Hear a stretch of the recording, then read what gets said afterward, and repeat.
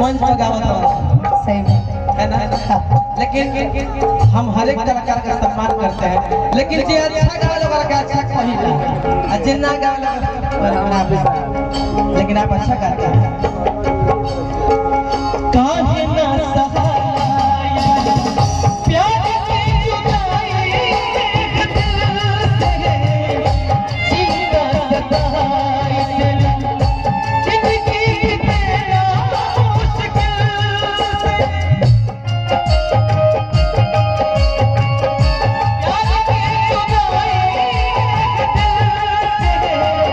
जीना सताई जिंदगी तेरा